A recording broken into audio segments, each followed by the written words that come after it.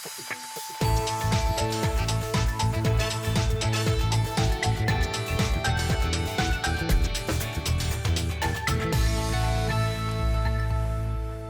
wat je verstoorn eis te bobbegeert. In deze uitsturing traaien peteren oer toch wel dreig te begrijpen zaken. Zo zal professor Diederik Roest bij Squalbern uitlezen oer hoe het Bigleaks het zinnenstelsel werkt.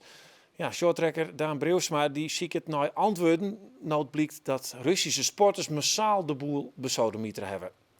Goeie, dit is Bient op de dag dat de dienst van Bonken en Skedels u meer vertelt over de bloedige slag bij boksen. Dit is een meneer die in zijn hoofd geschoten is. Dus de kogel gaat in. Ja, absoluut. En het is een hele mooi rond kogelgat. Dus ik vermoed dat het van redelijk dichtbij is geweest. En de karakteristieke breuken in de schedel die vertellen dat het met een bepaalde kracht is geweest. Ja, Jet Olsma, welkom. Dit is toch wel het verhaal van de dag, hè, kunnen we wel zeggen. En we hielden de plaatsjes de krekken voor. En toen, ik ben niet in het Nederlands trouwens, toen zei hij van, ja, deze hebben we vanochtend gewoon helemaal schoongemaakt, hè, die schedel. Ja. Raar. Ja, het is inderdaad heel raar om met zo'n schedel in je hand te staan. Heb ik zelf niet gedaan, maar de fysisch antropoloog, want die hebben daarvoor ingeschakeld. Vanmorgen zat hij nog onder de modder, maar deze schedel was even van belang. Omdat we graag meer willen duiden over, is het inderdaad gelieerd aan de slag bij Boksem? Stel dat er nou een musketkogel nog in de schedel had gezeten, want we hebben een inslagpunt, maar we hebben geen uittredenpunt. Ja, dan had het nog meer gewezen naar een mogelijke geleerdheid aan de slag bij Boksem. Helaas, hij zat vol met klei en ze hebben hem helemaal leeggemaakt en netjes gewassen, maar er zat geen kogel. Want dat had je kunnen bepalen hoe oud die kogel is bijvoorbeeld? Nou, die kogel, dat weet je, dat is vanuit een musket. En die musketten die werden gebruikt rond die tijd. Ja. Dus dan weet je in ieder geval niet dat het bijvoorbeeld Tweede Wereldoorlog is. Nee. We kunnen de foto ook even van dichterbij bekijken. Ja. Er is een plaatje van. En wat mij opviel, ja, die tanden. Mooi. Ongelooflijk. Ja. Wat een gebit. Ja. Mooie tanden, zo, die hebben ze gepoetst. Ja, dat hebben we even gedaan voor de uitzending. Nee, maar goed, we kunnen het nog niet met zekerheid zeggen, maar waarschijnlijk is het een jonge jongen geweest. Jonge jongen, dat maakt het ook de fysisch antropoloog heeft aangegeven dat er kenmerken zijn waar je aan kunt zien dat het skelet nog niet volgroeid is. Nee. Waarschijnlijk een jongen van rond de 18 jaar. Dus een Fries waarschijnlijk? Dat weten we niet. Het kan ook een Spanjaard zijn geweest, of misschien een Groninger. Dat kun je niet aan een skelet zien, dan zou je DNA-onderzoek moeten doen. Maar we kunnen al wel zien dat dat het een mannelijk persoon is geweest en dat hij nog vrij jong is geweest. Ja, CSI, alleen dan heel veel jaren later. Zullen we eventjes terug naar de tijd van toen, de slag bij Boksem. Ja. We hebben daar een animatie van gemaakt. De slag bij Boksem wie op 17 januari 1586. Het was de 80-jarige oorlog tussen Spanje en Nederland. Plunderingen, brandstichtingen en moordpartijen wienen skering en inslag. Doet stadhouder Willem Lodewijk even de provincie uitwieën, voelde Spaanse bevelhebber Francisco Verdugo Friesland binnen, met 3000 soldaten en 100 ruiters. Een Fries leger iepende het zinonval bij Boksem, maar waard aanslachten door de Spaanse oermacht. Aan Friese kant voelen tussen de 400 en 1000 deren. 300 strijders waren gevangen genomen. Ja, een hele slag werd ik niet van wist. Dat is wetenschapper, Diederik. Hoe is dat? Gehoord. Nee, het spijt me. Maar het is prachtig om te horen natuurlijk. En ook fantastisch om zoiets te vinden en om wellicht zo'n link te kunnen leggen. Dus dat is prachtig. Ja. Wat ik nog wil vragen, hoe gaan jullie nu verder?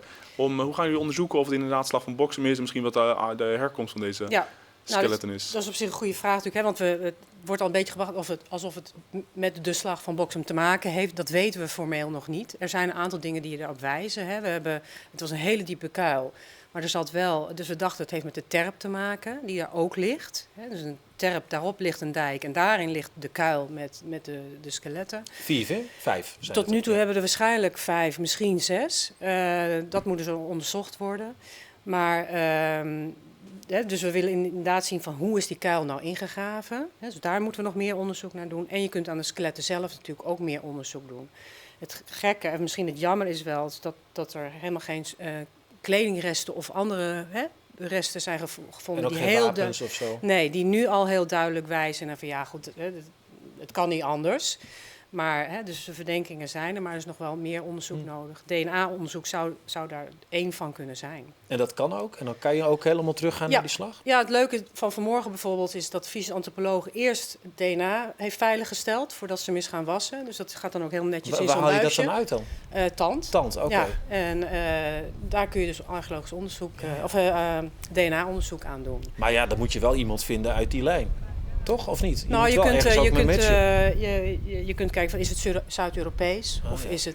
is het Nederlands. Ja. En wat we straks ook gaan doen is C14-onderzoek, denk ik. Wat is dat, C14? C14, dat is isotopendatering. Dus dan kun je aan de hand van alles waar koolstof in zit, kun je dateren. Bot zit ook koolstof in, dus dan kun je straks misschien zeggen, nou dat bot is waarschijnlijk zo rond 1580. Net als met een boom of zo, dat je de ringen kan tellen. Of, dat is dendrodatering, maar daar dateer je ook mee. Maar C14-datering is ook een mogelijkheid. En dan kom je natuurlijk wel heel dicht in een mogelijke conclusie van ja, dit kan eigenlijk niet anders dan met de slag van Boksum te maken hebben gehad. Maar jullie zijn nu nog maar net begonnen met graven, toch? Dus het kan zijn dat er nog veel meer gevonden wordt. Ja, dit is 1 kuil. Nou goed, het kan een solitaire kuil zijn geweest, waar misschien die lichamen ingedumpt zijn. Maar het kan ook zijn dat het kuiltjes zijn geweest langs de dijk, waar toch die jongens misschien zich in verschanst hebben. En die later weer afgedekt zijn. Maar dat gaan we nog inderdaad verder onderzoeken. Dat is het leuke werk van de archeoloog. En je weet het nooit zeker. Ja. Maar wat hoop je nog te vinden om meer duiding te jan om toch wel een historische gebeurtenis? Wat hoop je nog te vinden? Nou, het zou mooi zijn als er meerdere putjes zouden zijn. Die zouden duiden op van ja, ze hebben hier gelegen. Als verdediging tegen de Spanjaarden. Maar het zou al heel mooi zijn als de link met de slag zou kunnen worden gelegd. Ik denk van, dan mag je al heel blij zijn. Want het is natuurlijk maar een kleine locatie. Het blijft altijd lastig om zoiets enorm te linken. Maar het blijft interessant en integreren. Ja, het is natuurlijk, We blijven het volgen. Ja, bedankt in ieder geval voor dit verhaal. Als morgen tikken weer graven. Ja. Op zoek naar een ijsklep. Klinkt toch een beetje apart, hè? Maar je hebt net al hier een baan als presentator natuurlijk. Nee. Nou, ik zal nou vertellen dat we dadelijk zeker weer zullen naar een pronkstukje uit het Fries filmarchief. Dan sjoggen wij een dwarpsfilm uit Grauw uit de jaren 60. Ja, nou naar EPO, of naar de anabole steroïden, is er weer een heel nieuw begrip in de dopingswereld. Het heet meldonium. Ja, de ene naar de oren vaak Russische sporters die rennen nou in de lampen. 1 voor 1 gaan ze voor de bijl. Sporters, voornamelijk uit Rusland, die meldonium hebben gebruikt. Een middel dat net 2 maanden op de dopinglijst staat. Gisteren was het Maria Sharapova, vandaag schaatser Pavel Kulisnikov en shorttracker Semen Jelistratov. Meldonium is eigenlijk een middel wat de zuurstofopname van de cel, bloed, bevordert en daarmee herstelprocessen bevordert. Het bevordert daarnaast opname van allerlei voedingsstoffen die de cel ook nodig heeft. En dus daar ook weer een herstelbevorderend effect heeft. Ja, dit wie Juster. Een stukje van Studio Sport. Toen begon het krek. Je het vers van de pers Russische shorttrackster betrapt op doping. Jekaterina Konstantinova. Welke reactie van de Russische reetriet. Vooral die zegt, het is weer een complot. Ja. Daan Breusma, bist professioneel shorttracker. Daar kist al deze meisken. Nou blesseerd, dus net in Korea. Werd een collega's al hier binnen. Ja, dan krijg je dit hoe die hinnen. En dan just dit. Wat gebeurt er zo 24 uur na het eerste ijs? Juster kwam al een beetje in de app.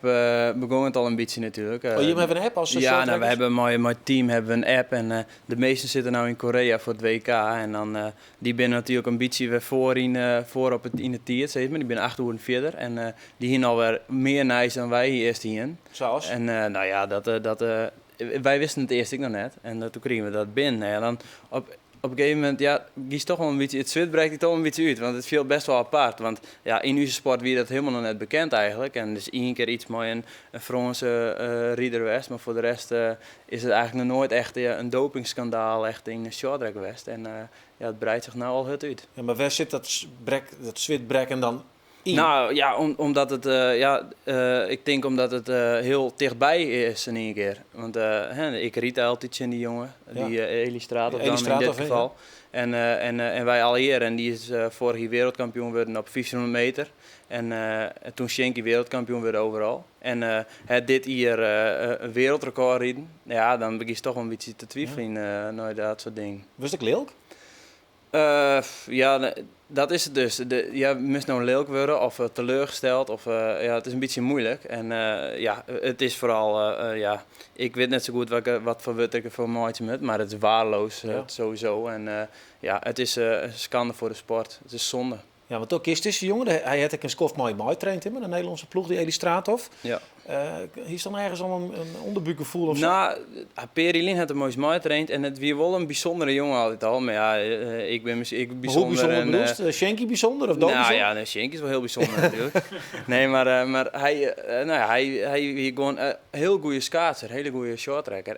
En als je in onze sport is het wel zo dat als nou wel doping of net doping gebruikt, doping werkt net op die techniek. Nee. En dat moest bijzonder goed wezen. Dus die jongen kan allemachtig goed schaatsen. Alleen nog, dit maakt het natuurlijk krijg even het verschil nog. Ja. En dat is net goed. Dat is vals spelen. En dat, Ja, want we zeggen hier nou die race in West, kreeg al onrefereren, die 1000 meter. Hè, dat hij dan een wereldrecord en ik wereldkampioen beker op wint. Hè. Ja. Je reed hier al heel lang voor, hè? Is dit normaal? Ja, hij hier hetzelfde is ik net eens echt trof volgens mij. Dat hij wiest hier al naar het scorebord van volgens mij heb ik een wereldrecord in. Ja. En de manier waarop wie wel heel makkelijk. En in eerste instantie is iedereen natuurlijk vindt dat mooi. Want die jongen kan ik echt goed rijden. Maar ja, nou is het wel een beetje een dubbel gevoel natuurlijk. En het is hetzelfde als mooi Kolesnikov en Kjeld Nuis. Die jongen die... Dat is op lange baan, hè? Ja, en Kjeld die wint is nou wereldkampioen waarschijnlijk. Je met natuurlijk al je nog weet ik het al hier... de testen in en zei ik treiken nog. Maar dan nog, de hele euforie is natuurlijk fut van zijn wereldkampioenschap. En ik wil het er nou wel woon, daar is niks aan. Nee. Ja, dat kun je heel goed vaststellen. Had je dan ergens goed je best verdorgen en dan is het er net. En het liep het nou wel alsof die Russische reetrieders en ik in de atletiek... dat ze het gewoon eigenlijk in het ballenbakje mooi in het middel. Ja, nou ja, het is moeilijk te zien. Vorig jaar wie het helemaal nog net op de dopinglijst. Dat is pas sinds dit jaar. En waarschijnlijk gebruiken ze het dus al jaren. Nou, het zijn niet die tennissen die zaten. Ja, precies. Ja, dus we beginnen wel een beetje vanuit. Maar ja, dat kennen we net het maatje natuurlijk. Maar dat ze het al jaren gebruiken. En het is ene voor hart, voor mensen met hartkwaal en hartfalen. Het is natuurlijk moest wel echt ziek wezen. Was het gebruiken dit is gewoon, dit is het grijze gebied. Precies. Wat nog mocht. Ben je een sportliefhebber? Ja, maar dan van tennis. Ja. Maar ik vond het ook opvallend wat Sharapova van de week zei. Van, ik gebruik het al 10 jaar. Ja. Dan denk ik van, het lijkt me toch een hele gezonde sportster. Maar ze zei er niet bij van waarom ze dat dan gebruikt. Is dat dan cultuur? Wist u dat? Zit dat in die cultuur? Nou, het is zo'n prestaties. Ik heb wel dat het echt iets van nu die hoeken is, zeg maar, dat middel. En maar ja, als je rust ben heel eerzuchtig die zullen er echt alles aan doen om te winnen. En dat is op zich goed, alleen dan moest het wel fair play doen. En dat blijkt nu al wel dat dat net zo is. En dus we zijn nou met tennis en kunstrieden en worstelen volgens mij. Nou ja, de atletiek vooral, niet zo mooi in de atletiek dus, al vanaf november net het is vooral de Russen dat is wel een beetje net echt mooi. Weet je waarom het dan nu pas sinds 1 januari een verboden middel is? Omdat het sinds een paar jaar al, volgens mij wat ik ervan jaren, dat het al de hele tijd afvoelt dat die stoffen, vooral bij de Russische en dat soort landen in het bloed zit, met dopingcontroles. En dat ze op een gegeven moment zijn, dat is wel een beetje apart dat het alleen daar zit. Dus hij is het nooit zacht en staat nou op de dopinglijst. Hey, even ter conclusie, om dit peteer. We weten dus dat in de atletiek vooral, maar als je net meer rennen, de Russische renners, zou dat nog wat wezen van de reetriet? Ja, nou, ik ben met even een ouderwachtertje, die Kolesnikov van de lange baan, die is al een keer betrapt op doping. Dus ik ga ervan uit dat die Aasen, het zo logisch is dat die net meer mag rijden. Voor de short track? En nou ja, ik denk dat die Het is pas sinds dit jaar, dus het zou best maar kennen dat... spreekt die uit, want het gaat om die... Nou, is die kapot ontreden. Ja, en die nemen een pilsje en die ben ik rappen. denk hoe erg het is dat die jongen oer een jaar gewoon weer naar de spelen mooi. Dat hij een jaar schorsing krijgt. Maar dan nog, die jongen wordt natuurlijk het zwarte skiën van de hele ploeg. Of van het hele shorttrack. En die zal nooit wel lol hebben in zijn sport. Want niemand die laakt het er meer om natuurlijk. Iedereen heeft er de baan van. Dus ja, die kan correct zo goed stoppen. Oké, nou dan maar eens weer optrainen. Precies, dat Maak komt eens goed. meer kans als ze die piltjes er met hem mooi. Zeker weten. Mooi. Ja, in de jaren 60 dan waren er een heel soort dorpsfilms maken. En misschien steen jou wel op zo'n film, waar weet. Het Frieske filmarchief die had de helft daarvan nou in handen en maakt het ook digitaal, zodat je achter de computer die films zien kennen. Nou, je hoort een favoriet van Siets Wiersma, de coördinator van het filmarchief zelf.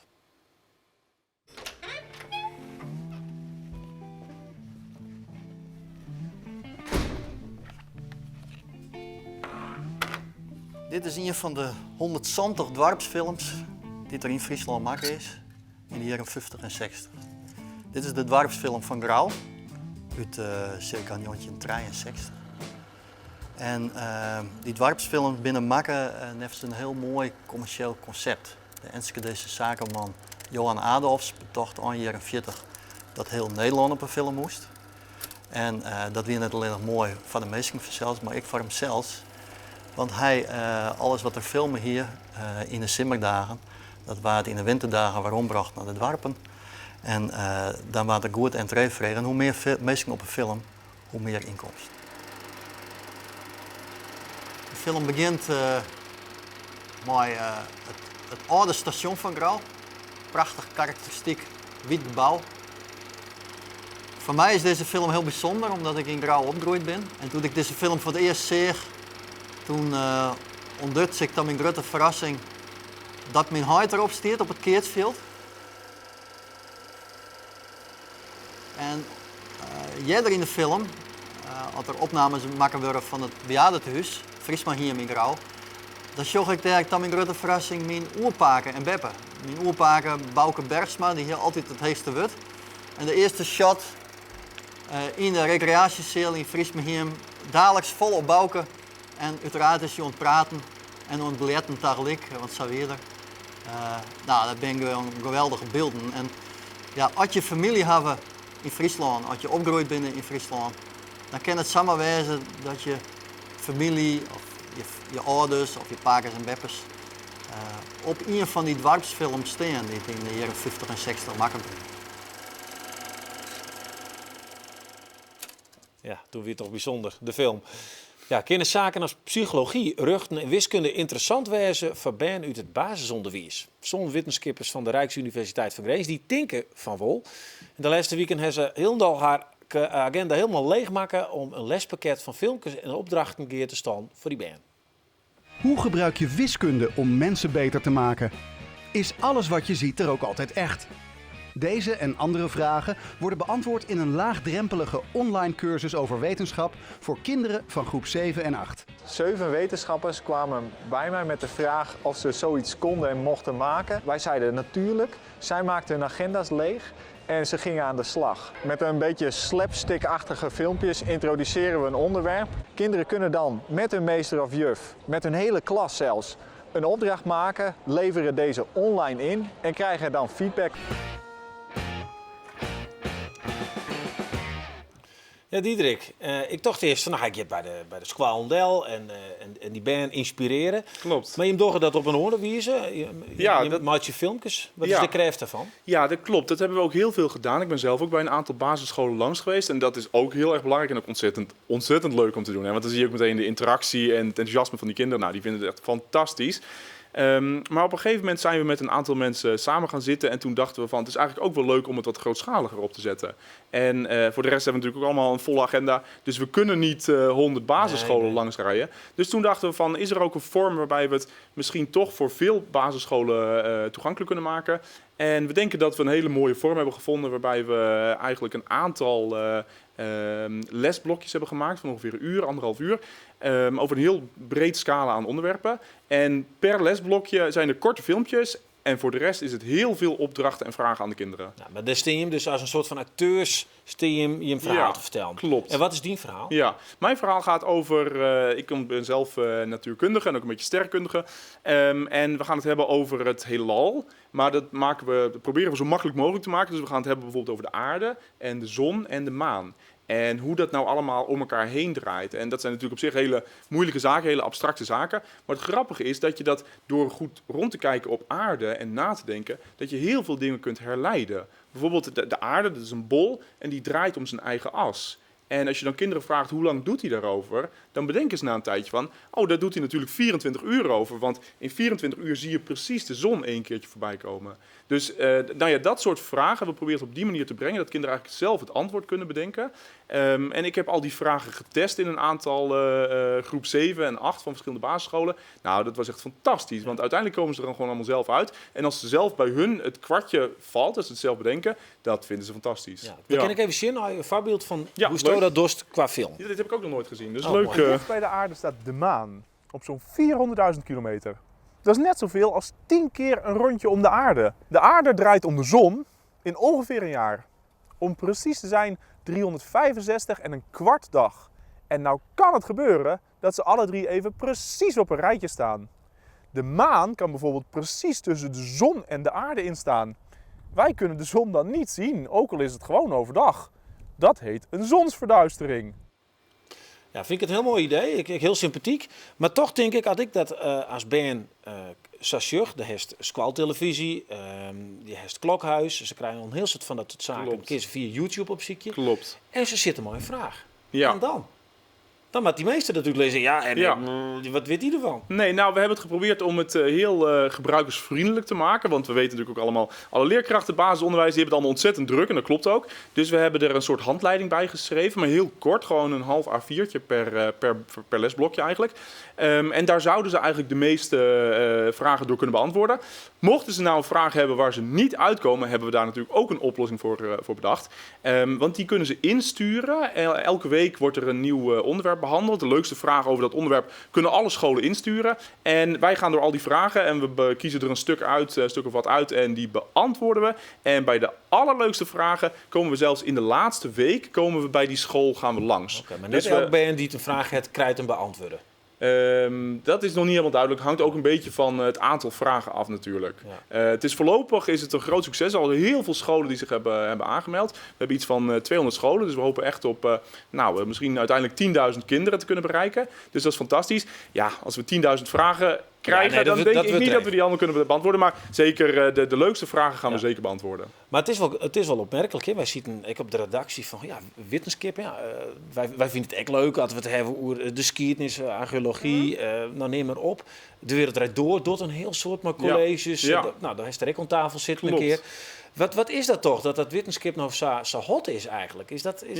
Komt dat bijvoorbeeld tussen een programma als De Wereld Draait Door of trooi je hem zelf? Nou, ik denk wel dat het heel goed is. Ik ben er heel blij mee dat inderdaad heel veel media er veel aandacht aan besteden. Nou ja, vandaag is er ook een prachtig voorbeeld van. Maar ik denk ook dat als je het op een leuke manier brengt, wetenschap gaat natuurlijk uiteindelijk over nieuwsgierigheid. Het gaat gewoon van hoe zit de wereld in elkaar. En wat ons betreft gaat het niet om kennis, wie het meeste weet of zo. Maar het gaat gewoon om je heen kijken, observeren en dan nadenken. Kunnen we dat uitleggen? Kunnen we een verklaring bedenken? En ik denk dat dat heel veel mensen aanspreekt. Maar just denk dat effect sorteert op Big Leagues, dat er meer jongeren zeggen, ik wil toch die wetenschap in. Want dat is een probleem, begreep ik. En heel zit zitten in de communicatie en in de media, maar net in die wetenschap. Ja, nee, dat klopt inderdaad. Het aantal studenten is op zich natuurlijk heel hoog, maar het gros daarvan gaat inderdaad niet de wetenschap in. Dat hopen we natuurlijk wel, dat het hiermee toeneemt. Is dat een ultieme missie? Nee, dat is het eigenlijk niet, want eigenlijk vind ik het veel belangrijker dat ook de kinderen die niet VWO gaan doen en niet in de universiteit gaan, dat die ook een beetje die nieuwsgierigheid geprikkeld krijgen. Dus daarom doen we het ook echt op de basisschool. Dat zijn nog alle kinderen en we hopen dat we die ook enthousiast over zo'n, een beetje kritische blik naar de wereld kunnen krijgen. Ja. Mooi. Ja, die van mij wel archeoloog worden. Ja, dus, dat had vanmiddag kunnen komen, want de provincie had een open middag georganiseerd. Maar dan zag je ook dat er heel veel echt jonge kinderen ook kwamen kijken. Maar die zijn gewoon nieuwsgierig, die willen dat ook gewoon zien. Hè? En het liefst in de kuil staan. Dat ging dan niet, maar ik vind ook altijd het leukste. Gewoon jonge kinderen vertellen. En zeker daarom is het ook een van de redenen dat we naar basisscholen gaan. Die kinderen zijn nog zo onbevangen en zo ontzettend nieuwsgierig. Ja. Heel ontvankelijk. Ze stellen de leukste vragen en ze zijn gewoon, ze willen het allemaal begrijpen. Okay. Nou, hartstikke bedankt. Wat een inspiratie hier rond tafel. En hopelijk wat antwoorden op vragen, want dat weer het thema op moeilijke vragen. En gelukkig vinden wij skeletten in de groen en net ergens voor een lunchroom. Hè? Ja, dat is dan in Amsterdam. Mensen, dank voor het zien, dank voor het komen, Mac. En ik wens je nog een hele mooie verder. Dag.